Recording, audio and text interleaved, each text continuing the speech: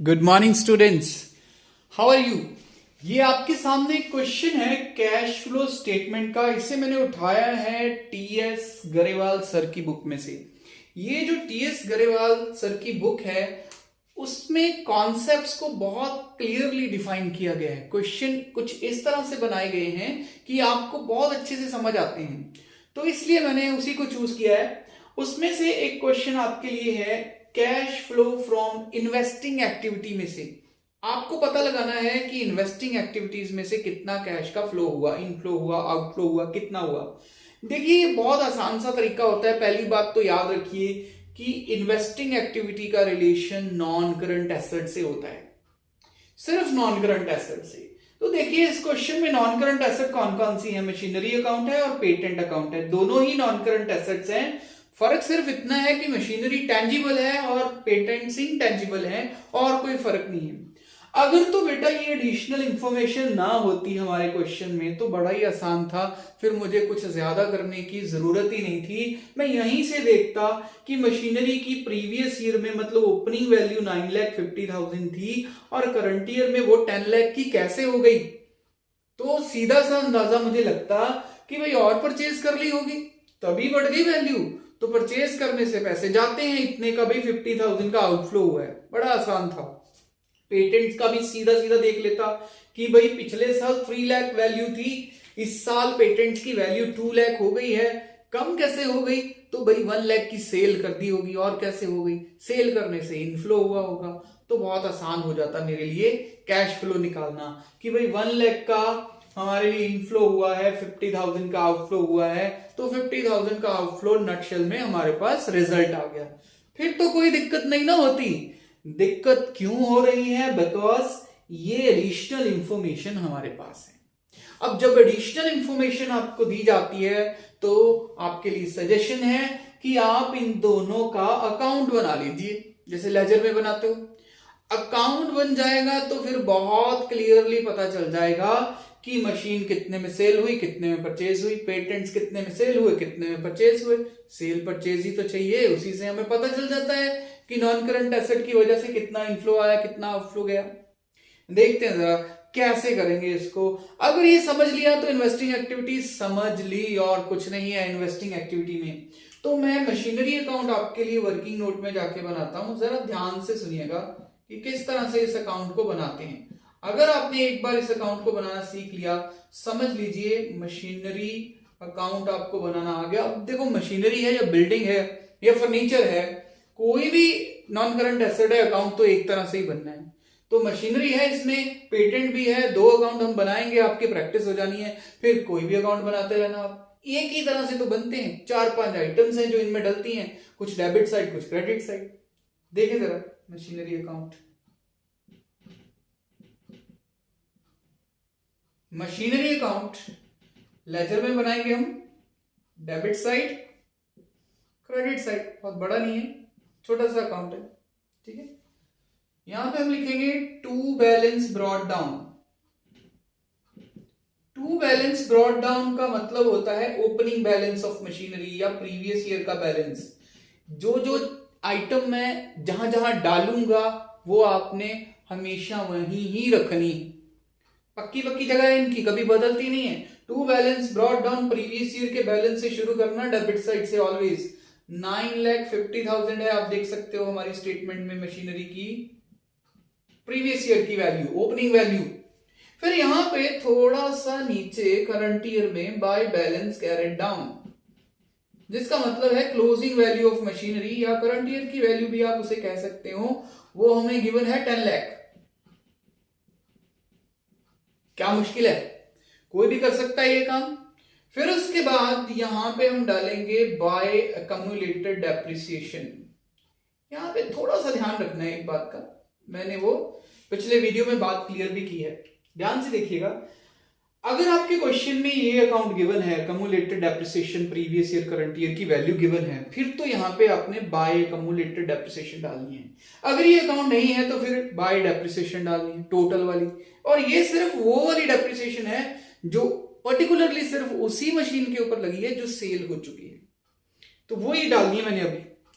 अगर ये अकाउंट ना होता तो फिर मैं सारी मशीनरी की डेप्रिसिएशन डालता, जो सेल हो गई वो भी, जो नई सेल हुई उसकी भी, पूरे साल में ड्यूरिंग द ईयर जितनी भी डेप्रिसिएशन लगी फिर मैं वो डालता। लेकिन अभी इस क्वेश्चन में हमें उसकी जरूरत नहीं है, हमें जरूरत है सिर्फ उसी डेप्रिसिएशन की जो सेल हो चुकी मशीनरी पे लगी है। वो देखो यहां से पढ़ो, during the year machine costing 90,000।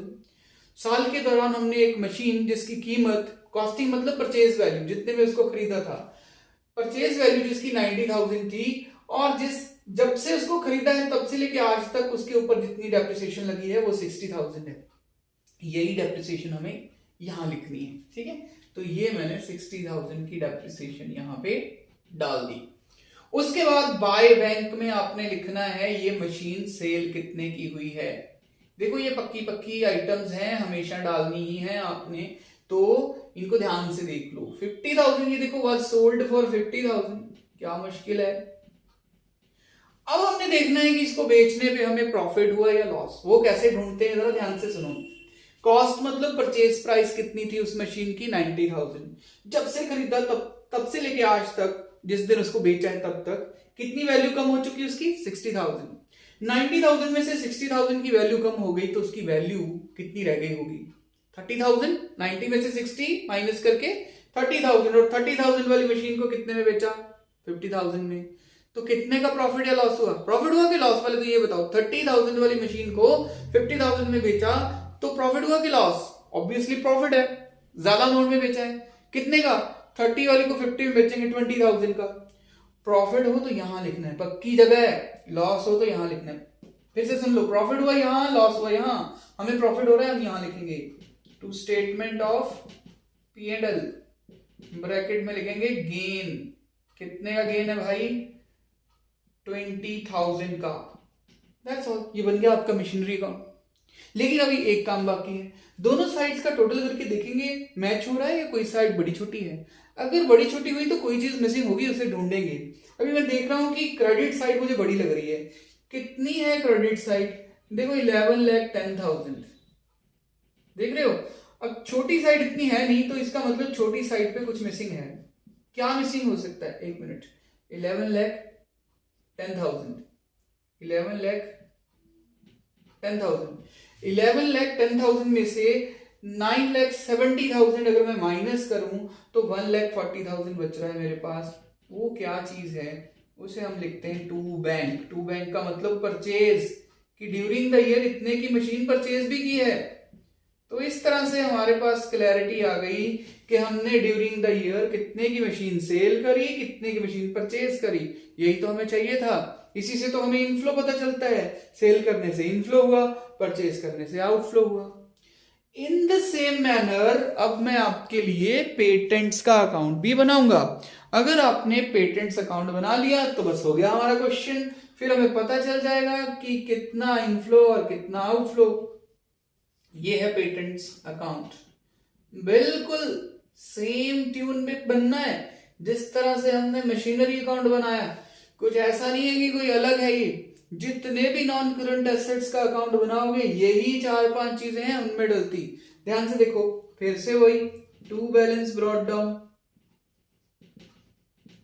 Previous year की वैल्यू देखो कितनी है पेटेंट्स की, ओपनिंग वाली 3 लाख। फिर यहां पे बाय बैलेंस कैरेट डाउन, देखो ध्यान से करंट ईयर की वैल्यू कितनी है, करंट ईयर मतलब क्लोजिंग वाली, ये देखो 2 लाख डाल दिया हमने इधर। फिर इसके बाद हम देखेंगे कि ये जो पेटेंट्स हैं ये कितने में बिके हैं। भाई दिया नहीं हुआ हमें कितने में बिके हैं, ध्यान से देखो यहां पे लिखा हुआ है, इतना बताया कि सेल हुए हैं, कितने में सेल हुए हैं ये नहीं बता। ये देखो पेटेंट्स रिटर्न ऑफ वर 50,000। चलो पहले तो डेप्रिसिएशन तो डाले ना, रिटर्न ऑफ का मतलब डेप्रिसिएशन। पर ये भी बात याद रखना, पेटेंट एक इंटेंजिबल एसेट है, इसके लिए वर्ड डेप्रिसिएशन नहीं आता, इसके लिए एक वर्ड याद रखो, अमोर्टाइजेशन कहते हैं उसको, बाय अमोर्टाइजेशन। ऐसे बाय अमोर्टाइजेशन मीनिंग सेम ही है इसका भी, कि वैल्यू इतनी कम हुई है, डेप्रिसिएशन ही है ये भी, बस वर्ड चेंज है। इंटेंजिबल एसेट्स के लिए अमोर्टाइजेशन वर्ड आता है, तो ये अमोर्टाइजेशन है इसके ऊपर 50,000 की। बाय बैंक हमें पता नहीं, ये पता है सेल हुई तो है, सोल्ड, बट कितने में वो नहीं पता, कितने प्रॉफिट पे हुई वो पता है। तो एक बार लिख के रख लेते हैं बाय बैंक, अभी ढूंढ लेंगे। प्रॉफिट तो यहां डालना है, मैंने जैसे मशीनरी का डाला था उसी तरह से। Two statement of P&L, bracket में लिखेंगे गेन और प्रॉफिट डाल देंगे 40,000।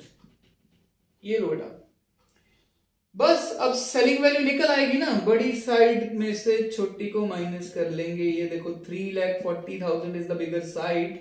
3,40,000 में से 2,50,000 को माइनस कर लेते हैं, तो 90,000 की क्या आ गई सेलिंग वैल्यू। ये देखो सेल आ गई हमारी कि कितने में हमारे पेटेंट जो है वो सेल हुए। तो ये परचेज नहीं हुए हैं, देखो इधर नहीं आया कोई भी बैलेंसिंग फिगर, उधर ही आया बस सेल हुई है, ये परचेज नहीं हुई पेटेंट की।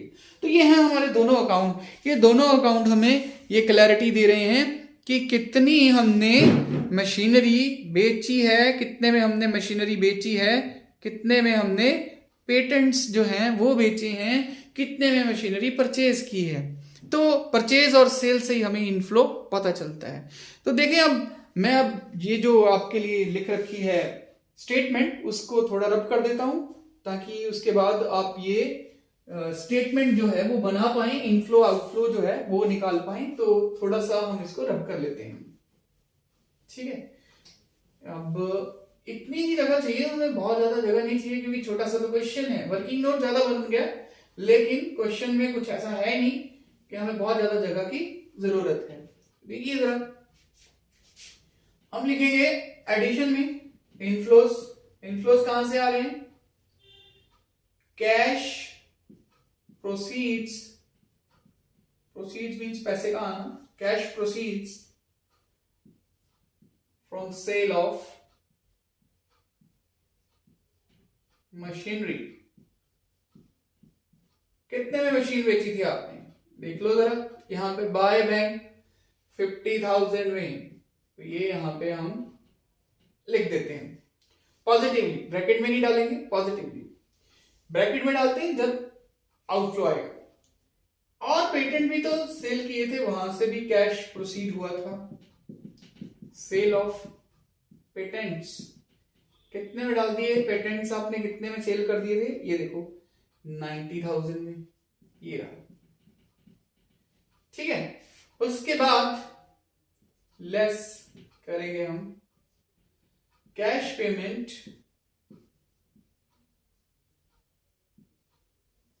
फॉर परचेज ऑफ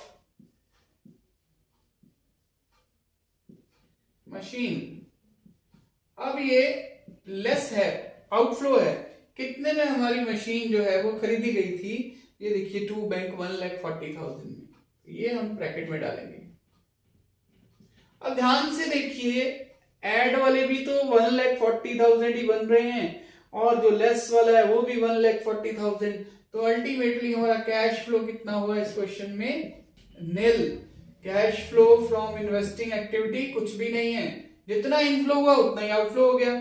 तो cash flow from investing activities nil. ये है आपका क्वेश्चन जो कंप्लीट हो गया।